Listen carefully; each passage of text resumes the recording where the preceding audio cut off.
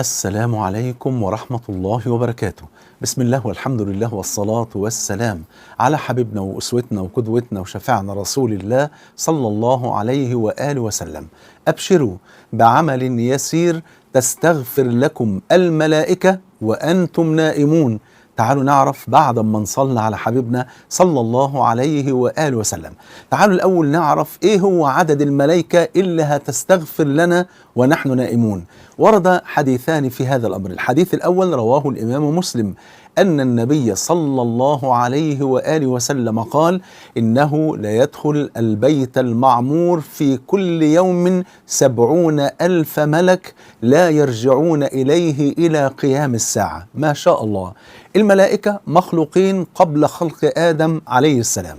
البيت المعمور هو كعبة أهل السماء السابعة، وبعض أهل العلم قالوا أنه في كل سماء بيت معمور يخص ملائكة تلك السماء. فين البيت المعمور؟ في السماء السابعة.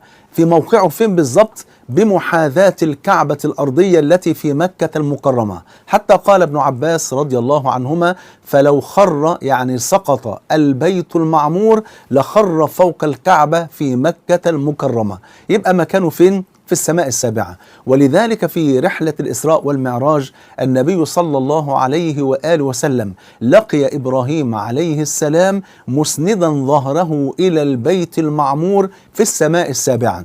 إيه المناسبة في ذلك؟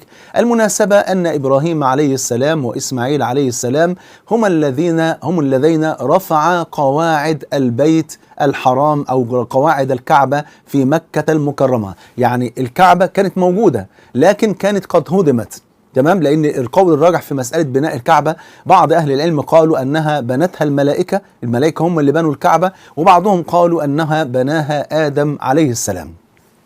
مع مرور السنين يعني الكعبة هدمت وما بقي إلا قواعد الكعبة اللي هو الأساس بتاع الكعبة، وكانت الرمال ردمت الأساس. فلما أمر سيدنا إبراهيم عليه السلام أمر برفع القواعد، يعني بناء الكعبة فوق القواعد، إنما القواعد كانت موجودة قبل ذلك. فبما أن إبراهيم عليه السلام هو الذي رفع قواعد الكعبة في مكة المكرمة، ناسب ذلك أن يكون مسندا ظهره إلى البيت المعمور في السماء السابعة. فالنبي صلى الله عليه وسلم بيخبر إن البيت المعمور يدخله كل يوم 70,000 ملك منذ خلق الملائكة إلى قيام الساعة، كل يوم 70,000 غير 70,000 التانيين.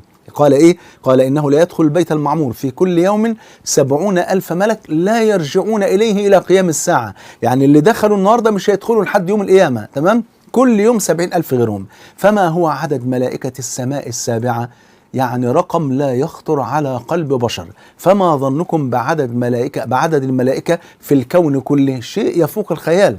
بل وفي الحديث الذي رواه الإمام الترمذي بإسناد حسن أن النبي صلى الله عليه وسلم قال: أطت السماء، يعني أنت وعانت، وحق لها أن تأط ما فيها موضع 4 أصابع إلا وملك ساجد أو راكع. الله أكبر. عدد ملائكة لا يخطر على قلب بشر. تعالوا بقى نرجع للحديث بتاعنا. النبي صلى الله عليه وسلم بيدلنا على عمل بسيط جدا يعني يكون من ثمرته أننا نفوز باستغفار الملائكة لنا ونحن نائمون. في الحديث الذي رواه الطبراني في الكبير بإسناد حسن أن النبي صلى الله عليه وسلم قال: طهروا هذه الأجساد طهركم الله، فإنه ليس عبد يبيت طاهرا إلا بات معه ملك في شعاره. الشعار ما بين الجلد والملابس. قال: فلا ينقلب ساعة من الليل إلا قال ذلك الملك: اللهم اغفر لعبدك فإنه قد بات طاهرا. ما شاء الله. بيدعو له بالمغفرة لأنه بات متوضئا. فما علينا إلا إن احنا نتوضى قبل ما ننام. قول لي يا شيخ محمود ما احنا بنتوضى وما فيش 5 دقايق بنكون نمنا والنوم ينقض الوضوء. مش مشكلة، المهم نبدأ النوم بالوضوء، تمام كده؟ فنتوضأ قبل ما ننام ونقول أذكار النوم، وبالأخص تلك الأذكار المهمة جدا. نقول آية الكرسي حتى لا يصبح للشيطان علينا سلطان، ونقول دعاء سيد الاستغفار لأن من قاله ومات في تلك الليلة كان من أهل الجنة، ونقول بفضل الله سبحانه وتعالى الأذكار التي دل النبي صلى الله عليه وسلم فاطمة وعلي رضي الله عنهما على تلك الأذكار لتكون لنا بمثابة القوة والصحة والنشاط في استقبال اليوم التالي، اللي هو نحن نسبح 33 مرة ونحمد 33 مرة ونكبر 34 مرة بفضل الله. ولا ننسى مع ذلك أيضا قراءة سورة الملك، فهي المانعة من عذاب القبر. أسأل الله عز وجل أن يسخر لنا الملائكة يدعون لنا ويستغفرون لنا، وأسأله سبحانه وتعالى أن يجمعني وإياكم مع سيد ولد آدم صلى الله عليه وسلم في الفردوس الأعلى. بحبكم في الله، والسلام عليكم ورحمة الله وبركاته.